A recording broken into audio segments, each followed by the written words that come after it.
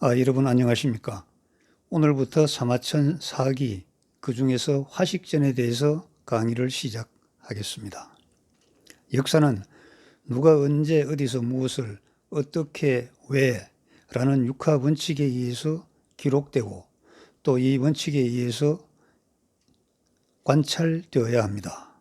이와 같은 관점에서 사기는 사마담과 사마천 부자가 사망오제 시절부터 한무제까지 상당히 오랜 기간을 인물 제도, 문물, 풍습을 총망라하여 기록하였습니다.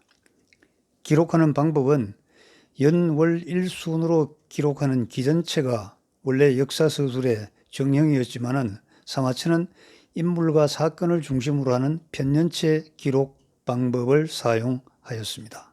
아주 파격적인 것이죠.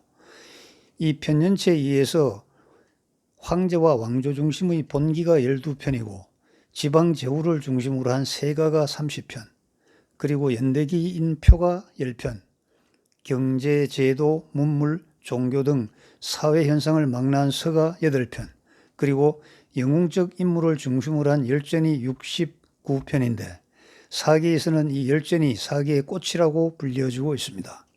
특히 영웅적 인물은 신분과 지위를 불문하고 뛰어난 업적과 발자취를 남긴 사람들을 기록을 하였기 때문에 정통 사가들에 의해서 비판도 많이 받았지만 현대에 이르러서는 매우 귀한 사료로 평가받고 있습니다.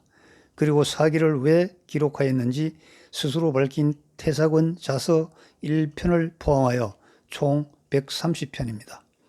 이 중에서 화식전은 열전의 마지막 부분인데 129편째에 들어있는 경제와 관련된 기록입니다.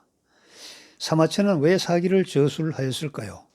첫째, 전해져 내려오는 누락된 이야기를 망라하여 그 행한 일을 간략히 고증하고 시작과 결말을 종합하여 성공과 실패, 흥성과 쇠망의 도리를 고찰하기 위함이라고 밝혔습니다.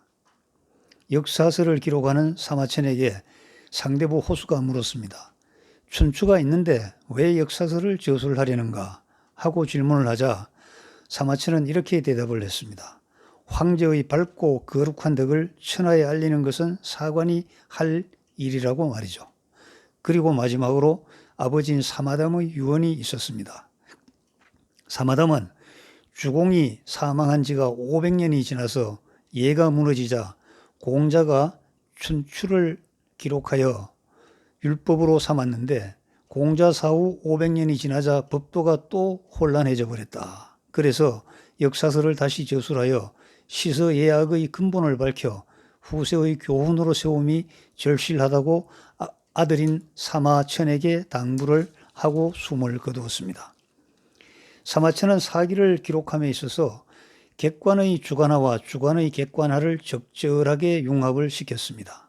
객관과 주관을 이렇게 융합하는 방법은 구체적인 인물이나 사건의 사례를 탐구를 하고 다른 사람들이 어떻게 평가하는지 그들의 평가도 종합을 하였으며 또 여기에 자신의 평가를 더함으로써 어느 한쪽의 편견을 제거하기 위해서 많은 노력을 하였습니다.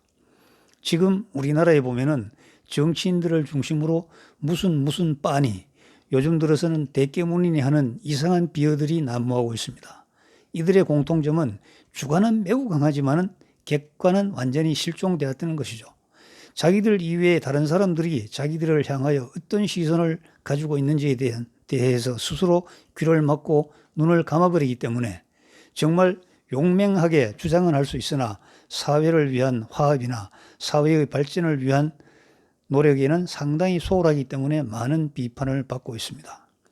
지금도 이런데 그 당시 절대 권력화에서 객관과 주관을 적절히 조합한다는 것은 대단히 어려운 일일 뿐만 아니라 이 기록을 기록한 사마천의 아주 눈부신 노력과 각고의 아주 인내가 있었을 것으로 생각이 됩니다. 그러면 사기 129번째인 화식전은 왜 저술하였을까요? 제가 이 책을 읽으면서 많은 연구를 하였고 또 다른 많은 연구서를 제가 두루두루 살펴보았습니다. 쉽게 분석을 해봤는데 첫째, 돈을 논하지 않고 삶을 논할 수가 없다는 것입니다. 공자, 맹자를 비롯한 선진도 해결하지 못한 돈 문제입니다.